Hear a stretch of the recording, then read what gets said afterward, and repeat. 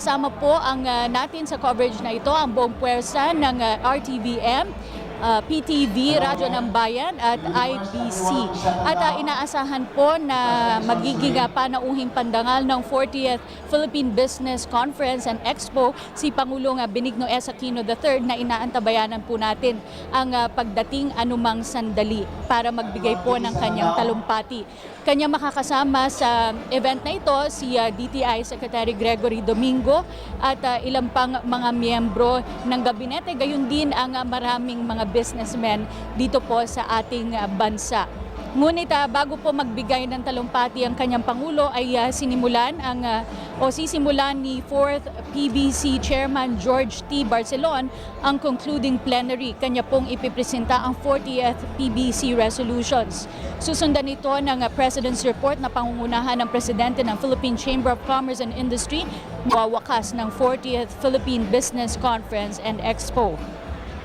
Kanina po ay nagsimula ang programa at nagbigay po o nagkaroon ng awarding ceremony kung saan kinabibilangan po ito ng testimonial for the 39th PBC Chairman, Media Scholarship Award, AMYIP Awards, Excellence in Economy and Ecology Awards, Most Business-Friendly LGU Award at Most Outstanding Chamber Award.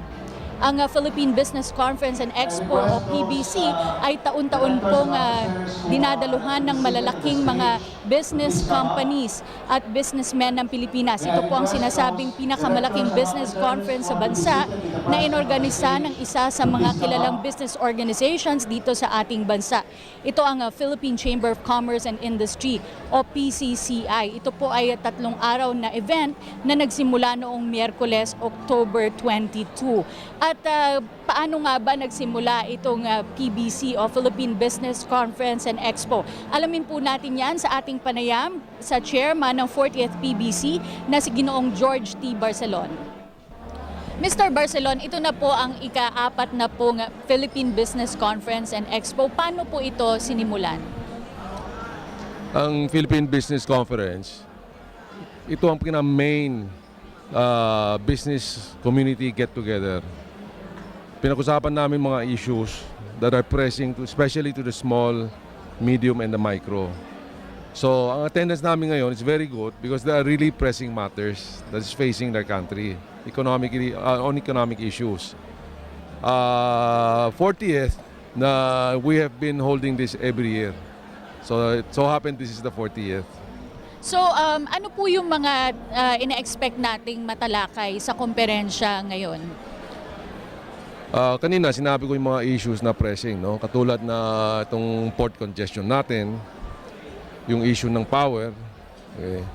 At saka issue sa how we can sustain the economic growth. Kasi in the past couple of years, ang Pilipinas ang sikat sa ASEAN. We have the highest growth. So we hope that through more partnering with the government, we can sustain the growth. How important is partnering with the government in sustaining economic growth and also in benefiting small and medium enterprises? The small and medium, in many aspects, requires government support.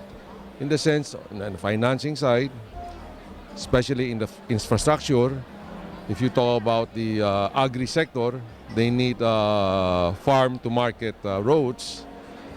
So these are issues that I think definitely government is addressing. Ang importante ngayon is the timeline. We want some of this to be addressed with a timeline so that maasahan natin. Meron din po kayong programa na Buy Pinoy. Ano po ito? Yung Buy Pinoy, this has been one of our theme. If you look at our theme, Proudly Pinoy.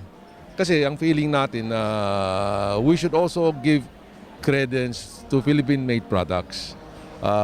We are exporting a lot of items, and which is the skill and the creativity of the Filipino workers. So we are pushing for this Buy Pinoy in order to help the small and medium businesses for them to have a bigger market access. Maraming salamat po sa inyo, Ginoong George Barcelon, ang chairman ng 40th PBC. I request everyone to please be seated. Ang 40th Philippine Business Conference and Expo ay sumentro ngayong taon sa temang Proudly Pinoy Partnering Towards Sustained Goals. Ito rin ang sentro sa promotion ng Philippine-made products para mapag-ibayo pa ang local manufacturing sa ating bansa at para makatulong sa inclusive growth objective ng ating pamahalaan. Layo nitong makapagsagawa ng roadmap at mga estratehiya upang mas mapakilala pa ang Philippine industries sa Southeast Asian markets, makilala sa pandaigdigang merkado at higit sa lahat ay makakuha ng maraming investments para sa Pilipinas. Ilan sa mga estratehiyang nabuo dito sa nasabing conference ay ang Buy Pinoy.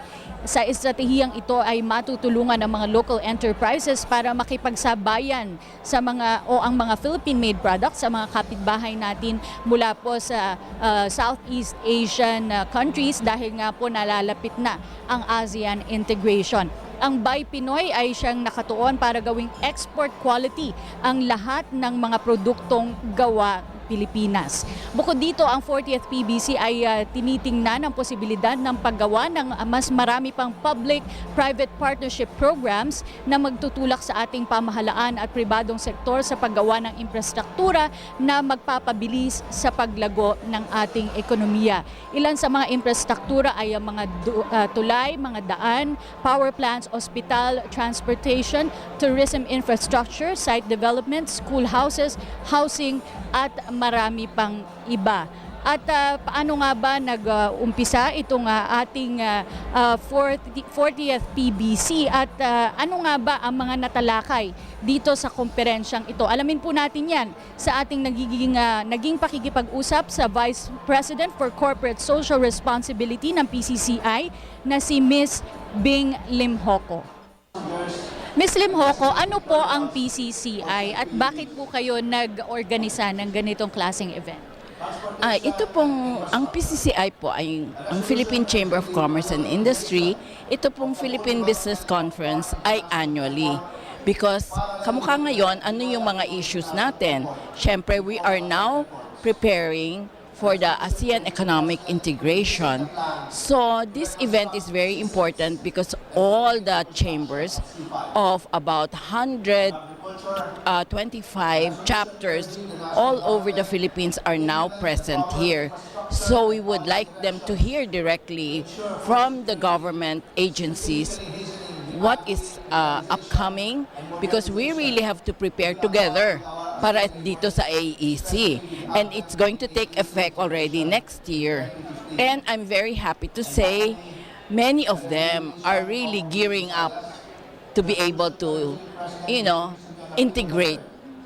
And how will the ASEAN integration affect businesses po in our country?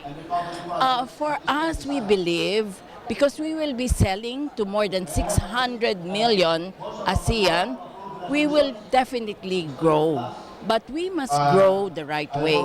If we are not ready, what will happen? That's why we have this Philippine Business Conference, so we can disperse to all the chapters about this big AEC coming up. Ms. Limhoco, mahalaga po sa ASEAN integration yung competitiveness po ng mga produkto. How do we make our products more globally competitive? Okay, marami po tayong mga consultants ngayon. Paano natin dadalhin itong mga produkto natin? Because dapat globally competitive tayo, because free flow of services and all those. So, if they are coming sa atin, dapat tayo ay lalabas. So, unahan natin sila. And malaki nga pong event to. How was the preparation, ma'am? Paano po kino-coordinate? Kasi meron pong expo, may conference, and this has been going on for several days. Actually, the preparation for this has been ongoing since early part of this year. Tapos we got the best event organizer also. You can see our screen, it has like 6 screens, digital, talagang ahead of its time. And this is our last day, ma'am, of the conference and expo. What have we achieved so far? The networking did very well.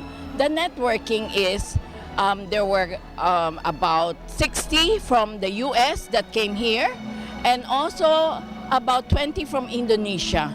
This means there are really so many interests to come to the Philippines now because we are now the new tiger economy, and those from the US and other countries would like to invest here. Maraming salamat po, Ms. Bing Lim Hoco, ang Vice President for Corporate Social Responsibility ng PCCI. At narinig po natin ang ating panayam kay Ms. Bing Lim Hoco, ang Vice President ng Philippine Chamber of Commerce and Industry. Ito pong PBC o Philippine Business Conference and Expo ay siya pong taon-taon na inorganisa ng PCCI, at ito na nga po ang ika-4 na pong beses na sila ay nagsagawa ng ganitong klaseng komperensya. Pag nakikita nyo po, nandito po kami ngayon sa Manila Hotel Fiesta Pavillion. Dito po sa loob ay nandito po ang iba't ibang mga representante, mga kinatawan ng iba't ibang mga businesses, gayon din ng ibang mga LGU. Ngunit sa labas po ay marami pong mga booth showcasing Filipino products. This is in connection with the theme for this year, which is Buy Pinoy. At isa nga po yan sa mga naging objective ng PBC, ng 40th PBC, ang pagbutihin pa ang kalidad ng mga produktong Pinoy para maging mas competitive sa pandaigdigang merkado, dahil na nga po sa nalalapit na ASEAN integration, ASEAN economic integration na mag-uumpisa po sa susunod na taon. Mahigit 1,500 po ang nandito sa ngayon para saksihan ang pagdalo ng Pangulong Benigno S. Aquino III na siyang panauhing pandangal dito. Kanina po ay nagkaroon ng isang programa kung saan ipinesenta po yung iba't ibang mga awards na ibinigay ng PCCI sa mga kasapi nito. At gayon din ay pagdating ng Pangulo, inaasahan na ipipresenta sa kanila itong mga concerns ng business sector patungkol po sa pagnenegosyo sa ating bansa.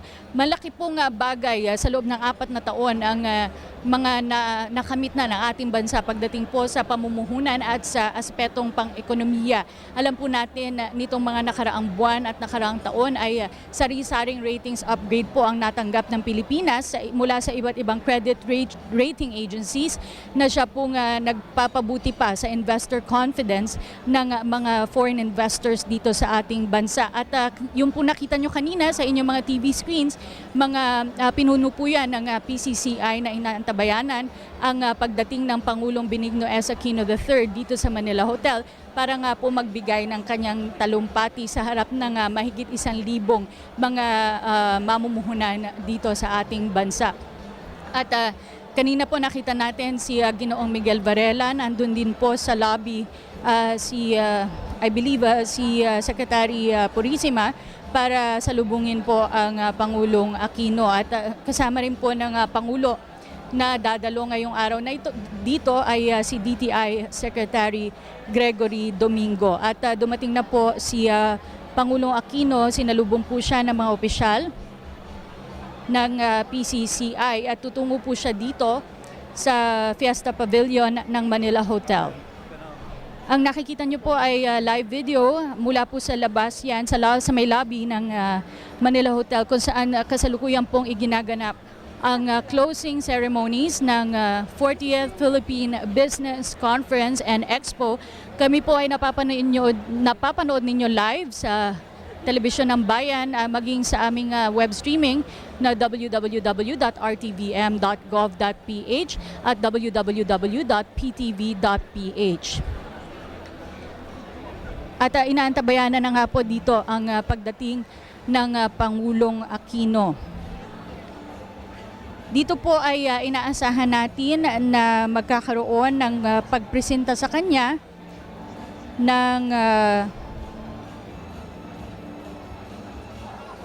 40th PBC document kung saan nakasaad po ang mga concerns na kinakaharap ng business sector sa Pilipinas. Tunghayan po natin ang closing ceremonies ng Philippine Business Conference and Expo 2014.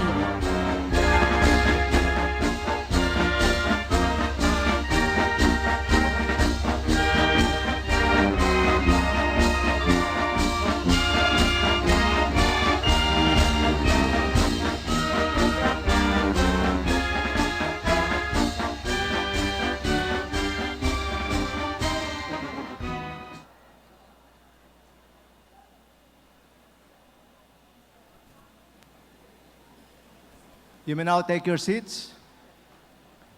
May I now call on Attorney Miguel Varela, Chairman of the PCCI, for the welcome remarks.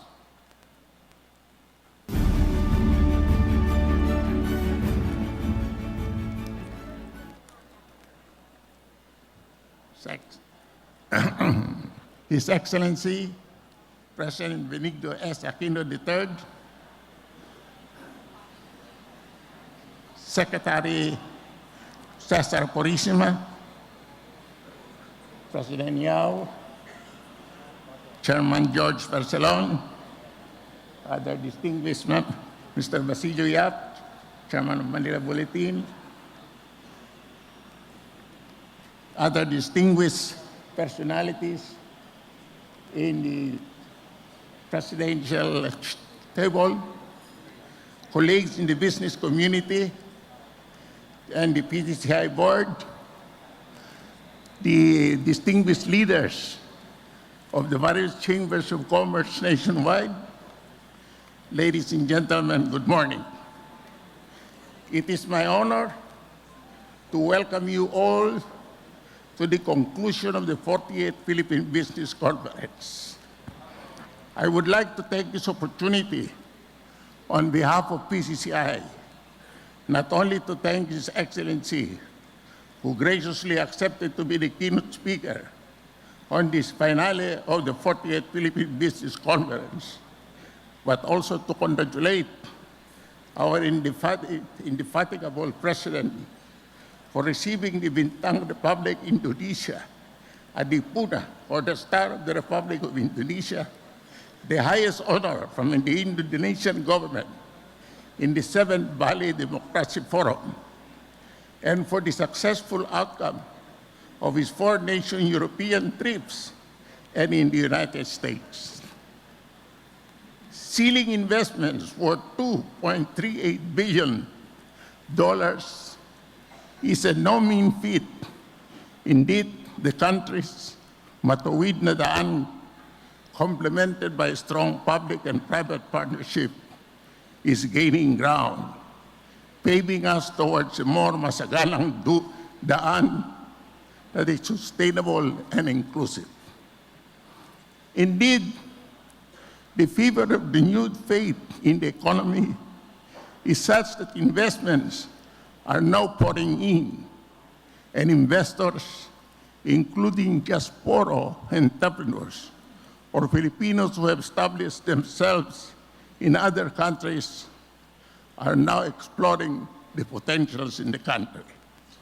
Mr. President, I'm proud to acknowledge here the presence of a 53-strong delegation from the Federation of Filipino-American Chambers of Commerce. They're all there.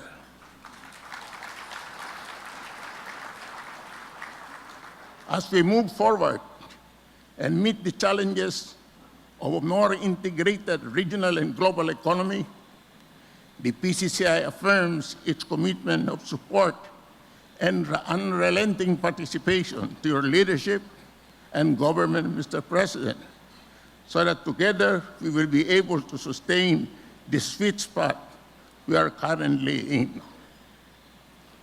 It is the responsibility of the PCCI, however, as the country's leading business organization, to spearhead necessary advocacies and initiatives that will better the overall economic climate of the Philippines.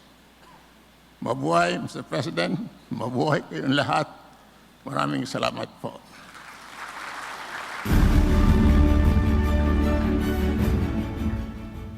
Thank you, Attorney Varela. To deliver a brief message, may I now call on Dr. Alfonso C., President of the Federation of Filipino-Chinese Chamber of Commerce and Industry.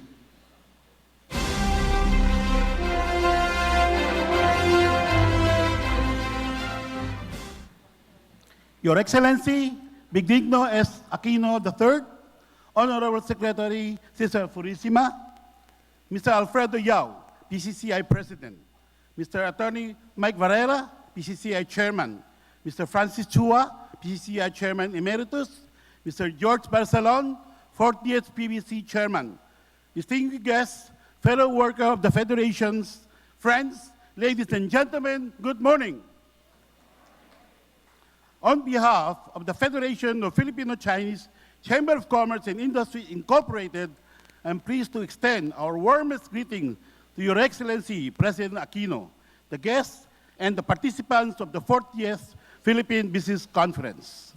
The Federation is privileged to host this luncheon and be part of this important gathering of the country's top business leaders. Proudly Pinoy, partnering towards sustained growth, the theme of this year's conference. Fitting show the business sector optimism and unity as we look at the ways to strengthening industries, improve the business environments, and help our country meet its challenges. Proudly Pinoy, our federation since 2001 has taken up the Buy Pinoy campaign to achieve growth. Much so today, we are promoting our Filipino products in preparation for the ASEAN integration next year. These present opportunities for Filipino businesses to venture in a wider ASEAN market. Your Excellency, we are one with you in a task of ensuring sustained growth for our nations and people. So we will emerge stronger and ready to compete in the global economic arena.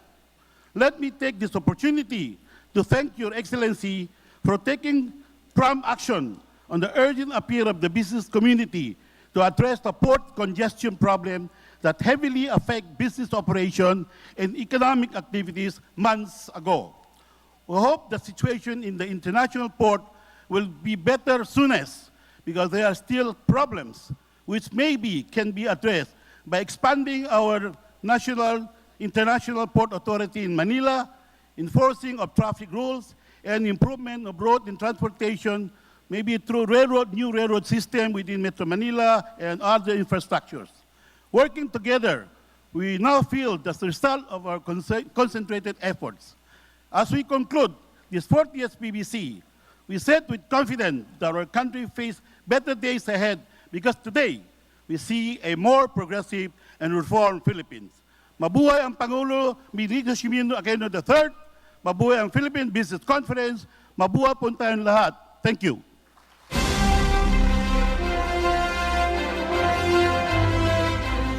Thank you, Dr. C. Thank you, Dr. C. May I now call on Dr. Jaime Laya, Chairman and President, PhilTrust Bank.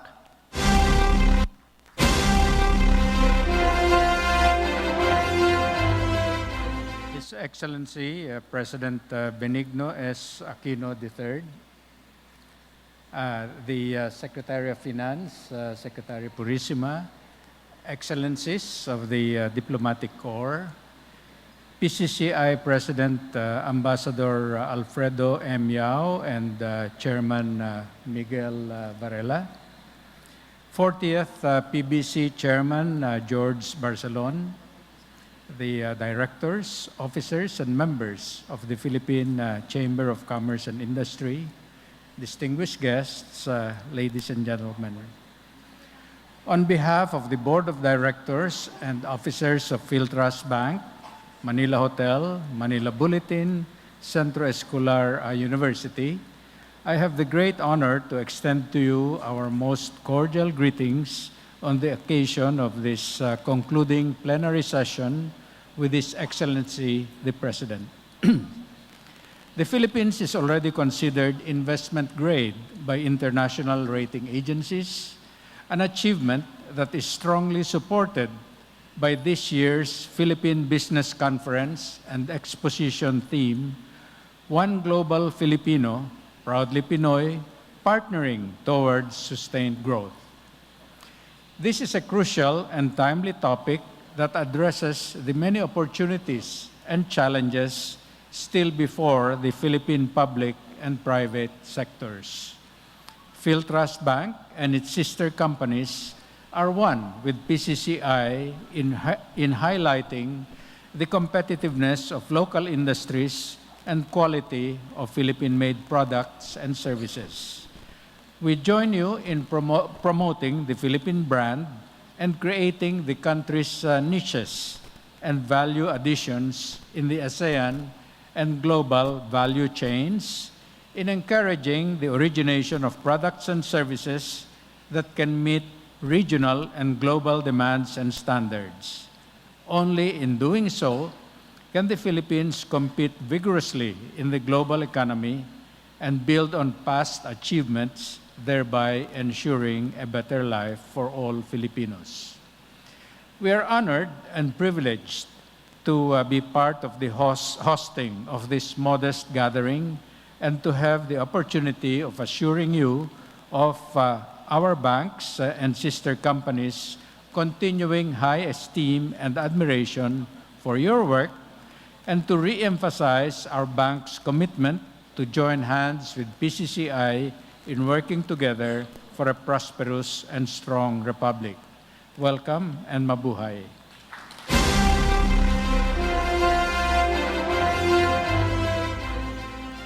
Thank you, Dr. Laya. To present the 40th Philippine Business Conference resolutions, please welcome the chairman of the 40th PBC&E, Mr. George T. Barcelon. He will present the resolutions together with PCCI President Fred Yao and PCCI Chairman Mike Varela.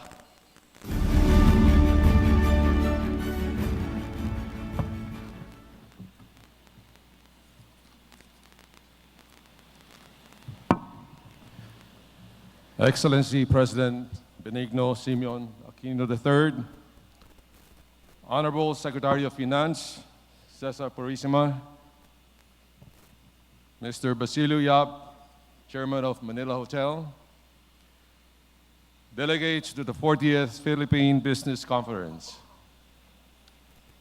delegates from the Federation of the Philippine American Chamber of Commerce, led by Mr. Gus Mercado and Consul Ethel Mercado, members of the Philippine community, I am pleased to hand over to His Excellency the 40th Philippine Business Conference resolution. Your Excellency, these resolutions are a product of PCCI's consultation with our national network of businessmen from 107 local chambers, 130 industry associations, 30 bilateral trade councils, 1,500 direct members, friends and allies from the joint foreign chambers, and PCCI standing committees. We have specifically crafted this policy recommendations with aim of making our local industries truly competitive. They encompass roadmaps that are expected to strategically position Philippine industries and enterprises to seize the ASEAN market, gain a foothold in the global market, and capture investments coming into this region. On behalf of the delegates of the 40th Philippine Business Conference, Mr. President, I am pleased to submit to you the product of our 2 days conference, the 40th Philippine Business Conference resolutions. Maraming salamat po.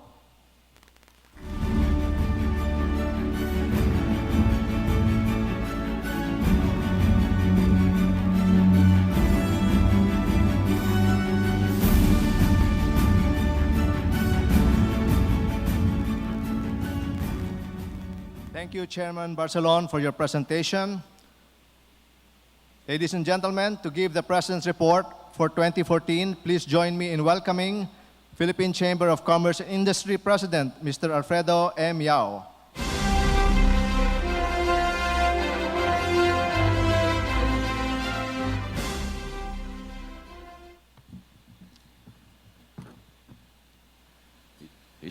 His Excellency Benigno Simeon Aquino III, President of the Republic of the Philippines, Secretary Cesar Purisima, Department of Finance, Dr. Jaime Laya, President Chairman of PhilPras, Dr. Alfonso C., President of Federation of Filipino Chinese Chamber of Commerce and Industries, Basilio Yap, the Chairman of the Emilio Yap Group, members of the diplomatic community, members of PCCI Board, colleagues in the Chamber movement, honored guests, delegate of the 40th Philippine Business Conference, ladies and gentlemen, a pleasant morning to all of us. On behalf of our 35,000-strong membership base of industry's captains, chamber leaders, trade association, business council, and small and medium entrepreneurs all over the country, we would like to thank His Excellency for his transformative governance anchored on the integrity pathway or matuwid na daan. Our gathering here today is a strong testament to how His Excellency's government has worked so hard to render our beloved nation a reputation as a prime investment destination on the back of its strong macroeconomic fundamentals and impressive growth story. Mahal naming Pangulo, kami pong mga boss nyo ang magpapatunay na ang inaasam-asam nating pag-unlad sa atin ay amin ng nararamdaman. Behind the remarkable GDP figures, the impressive credit and competitiveness ranking upgrades, the disciplined fiscal and monetary policies, and the serious anti-corruption drive of your administration, most importantly, you reaffirm the Filipino spirit that together we can do great things. You have reawakened the spirit of hope among us, that it is possible to attain progress even if you don't have a political connection, that if one is willing to work hard, it doesn't matter who you are, where you come from, or what you look like. You can progress in life if you work hard for your dreams. Today marked the 297th day of my presidency of PCCI. The job of holding the most prestigious and largest organization of businessmen all over the country should make the faint-hearted lurch and be subdued by the enormous challenges that go along with it. But armed only by the drive to get things done, the willingness to learn and heed advice from our industry's captains, and the passion to uplift the lives of our fellow Filipinos, we embark on a work program called Proudly Philippine-Made. I personally met with individual industries associations to lay down a roadmap that harnesses the natural creativity, resourcefulness, and innovative spirit of Filipino craftsmanship. We work on setting the parameters to make Filipino product not only competitive, but recognized of the highest standard, not only in terms of quality, but of safety as well, making Filipinos proud to be identified with their product. Under the Proudly Philippine-Made banner, the business community worked together with His Excellency's government toward providing small and medium enterprises with access to technology, common services facilities, financing, and other support to infuse not only a competitiveness mindset among them, but to provide them with sustenance to help them find more niches for their further participation in the value and supply chains and their eventual expansion, upgrade, and meaningful participation in the forthcoming ASEAN integration. We have worked as well on the required regulatory, legislative, and policy recommendation to address the high cost of doing business, utilities, logistics, and infrastructure insufficiency and backlogs that have hampered the growth, expansion, and inclusivity of our economy. Specifically, Mr. President, we channeled our collective energies and focused our synergies on the following: pushing for the reform-oriented legislation such as the Competition Law and Custom Modernization and Tariff Act to enhance business competitiveness, enunciating key energy and power objectives in terms of supply reliability and quality, rate tariff, competitiveness, and sustainability to address the looming energy situation in the country. Working with Tesla, DepEd, and CHED on producing graduates that meet industry's demand and standards. consulting industries association to come up with roadmap toward the ASEAN integration, discussing with our partner countries and allies both within and outside Asia to consider the Philippines as the trade, investment, and manufacturing hub in the ASEAN 600 million market, thereby fully realizing the benefits of ASEAN integration. Because the government cannot mandate it due to international treaties and obligations, we in the private sector led a campaign appealing to the conscience of Filipinos to buy Philippine-made products to help our local producer become more viable and competitive with the rest of other ASEAN products. Mr. President, we understand the enormity of the task that lies ahead. We know the challenges that tomorrow will bring, the legacies of our lifetime. Finally, securing peace in Mindanao, the wars on poverty and equality, winning the global wars against terrorism and climate change, among others. But with your unbridled support to PCCI, we are confident that together we can chart an agenda for inclusive growth, one that sets forth a level playing field where investors, entrepreneurs, employers, workers, and consumers are able to join the benefit of a rebirthed Philippine economy. Mahal namin Pangulo, kami pong mga boss niyo sa PCCI ay patuloy na susuporta sa inyo sa ating sama-samang pagtahak sa tuwid na daan at sa patuloy na pag-unlad ng ating bansang Pilipinas. Maraming salamat po at mabuhay po tayong lahat.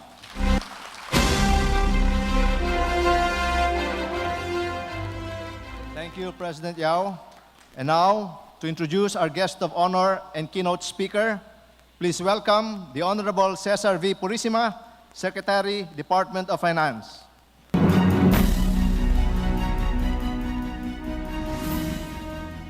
Ladies and gentlemen, the President of the Republic of the Philippines, His Excellency Benigno S. Aquino III.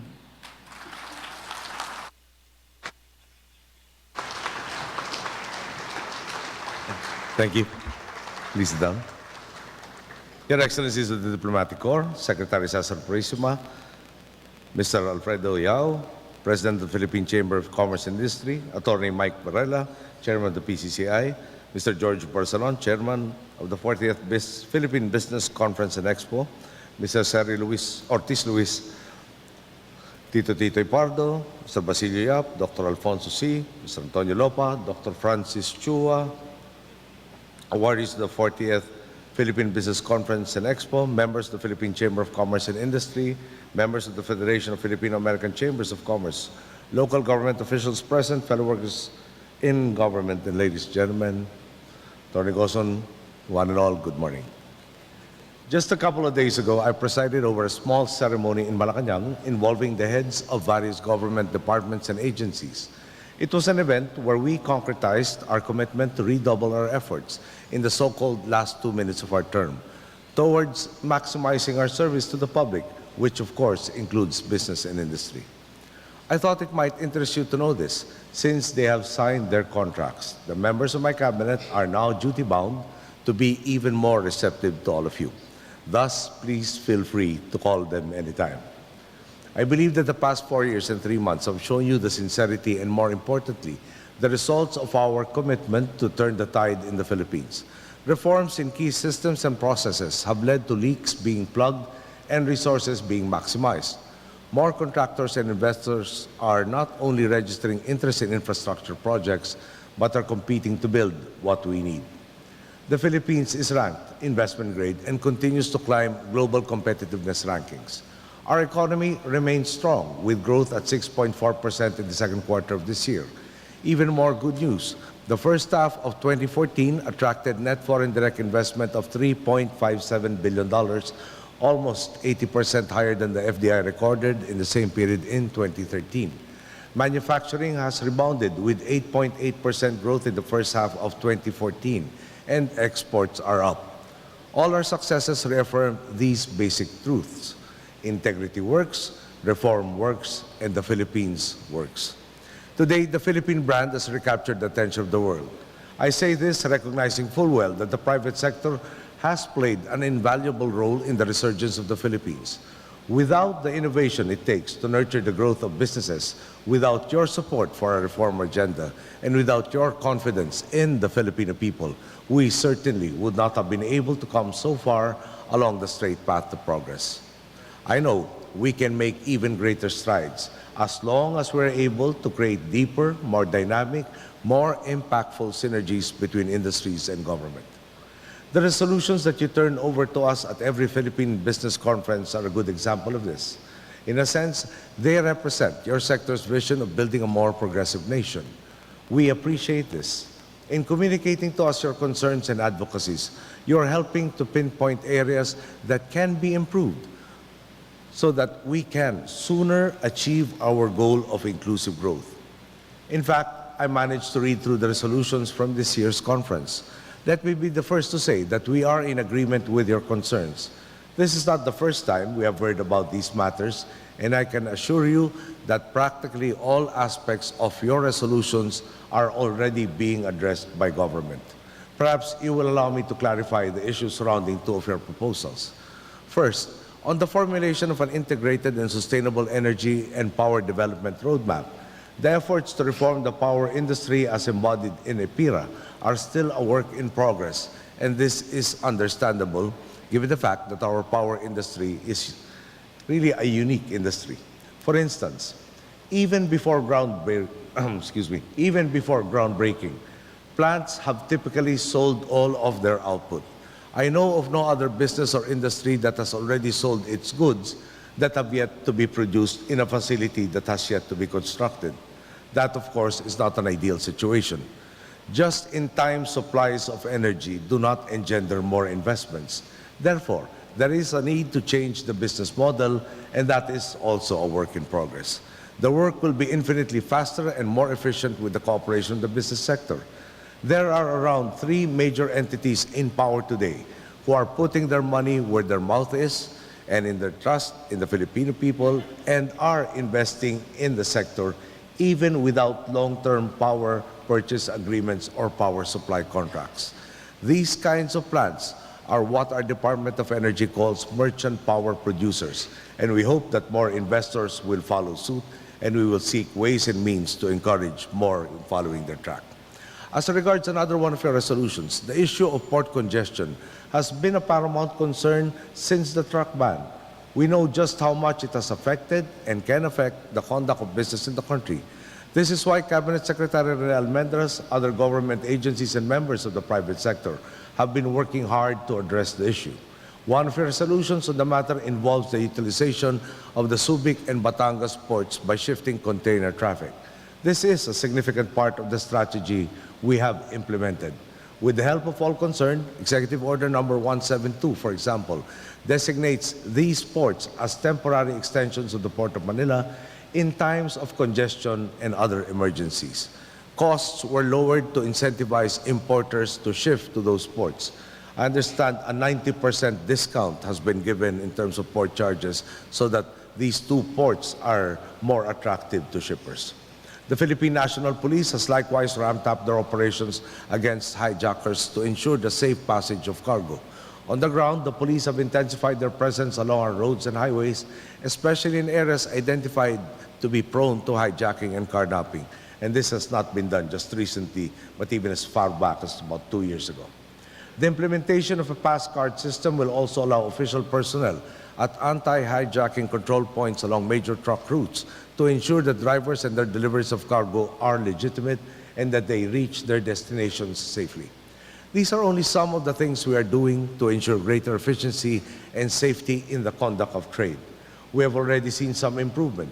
For the port of Batangas alone, for instance, utilization is up to 94% this October. Compare this to its previous utilization rate of only 20 to 25% before we encouraged importers and exporters to shift to the Batangas port. Ship calls at Batangas have likewise increased from 2 to 5 ships per week.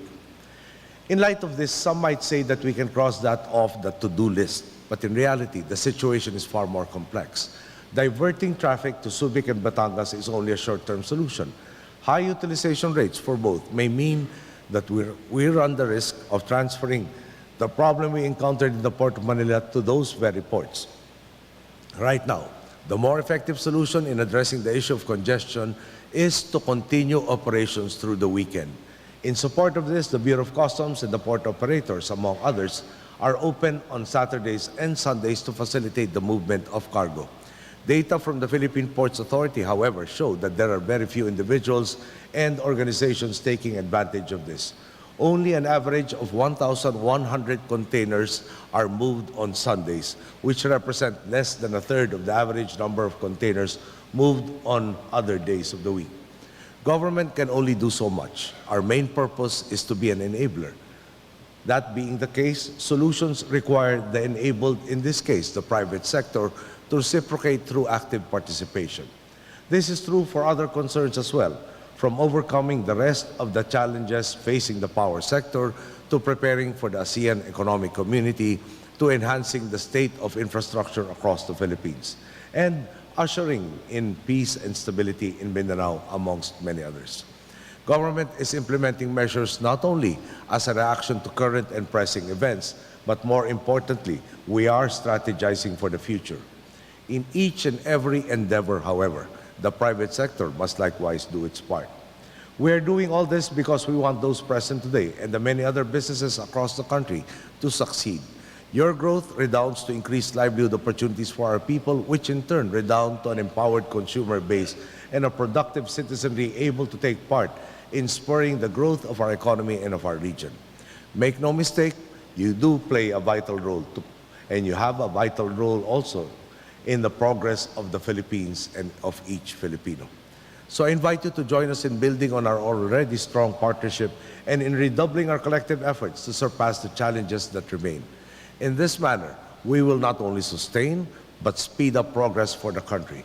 Progress that promises success not only for you, but for each and every one of our countrymen. Thank you. Good day.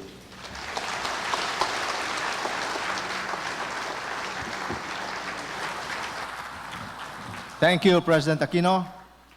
The President has graciously agreed for a photo opportunity with the Federation of Philippine American Chambers of Commerce. May I now call on stage the members of our distinguished delegation from the Philippine American Chambers of Commerce, Inc. for a photo opportunity with the President. May we have the first 25, please?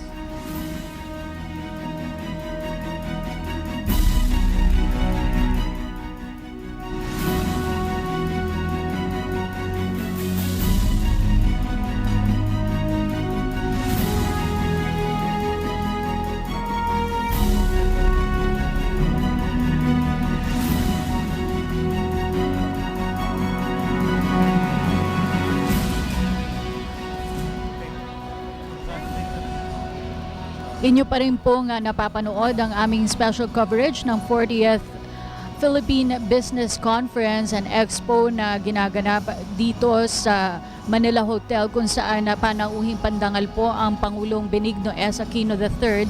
Nagbigay po ng kanyang talumpati ang Pangulo sa closing ceremonies ng 40th PBC at sa kanyang talumpati pinagmalaki ng Pangulo ang pagbabago ng ekonomiya ng ating bansa sa loob ng 4 na taon ng kanyang panunungkulan.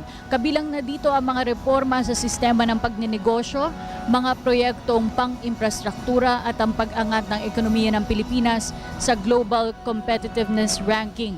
Ang lahat ng ito ayon sa Pangulo ay sa pagitan ay naging posible sa pamamagitan ng maayos na ugnayan ng pamahalaan at ng pribadong sektor. Tiniyak naman ng Pangulo na sinisikap ng pamahalaan na tugunan ang mga isyong kinakaharap ng business sector. Sa aspeto ng enerhiya, siniguro ng Pangulo na bumuo na ang pamahalaan ng isang Sustainable Energy and Power Development Roadmap. Kasalukuyan din umanong nagpapatupad ng mga reforma sa sektor ng enerhiya. Ito ay upang maibsan ang epekto sa negosyo na nakaambang krisis sa enerhiya sa susunod na taon.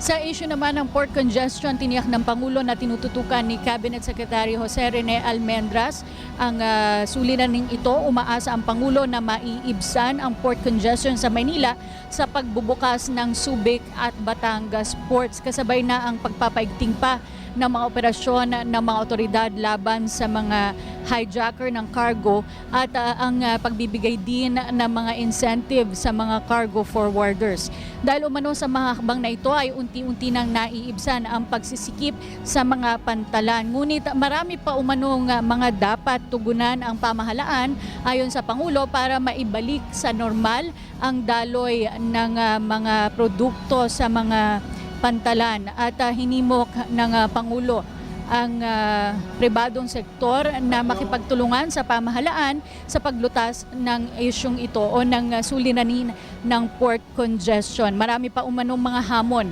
na kinakaharap ang ating bansa, kabilang na dito ang paghahanda ng buong bansa para sa nalalapit na ASEAN Economic Integration, ang pagpapanatili ng kaayusan at kapayapaan sa Mindanao at ang pagpapabuti pa at pagpapanatili ng mga infrastruktura. Kaya naman hinikayat ng Pangulo ang active participation mula sa private sector sa mga hakbangin ng pamahalaan upang mapabuti po ang kalagayan ng bansa at mapabilis ang pag-usad ng ekonomiya tungo sa isang mas maunlad na Pilipinas.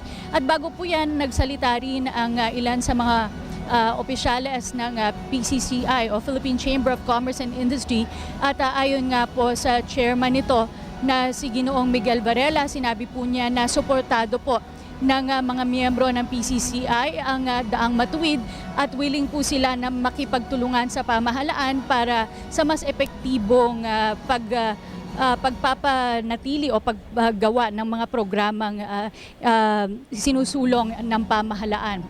At bago po ako magpaalam, nais ko pong pasalamatan ang PBS-RTVM, ang PTV, IBC at Radyo ng Bayan. Inyo pong natunghayan ang 40th Philippine Business Conference and Exposition. Muli ako po si Cathy San Gabriel. Maraming salamat at isang magandang araw, Pilipinas.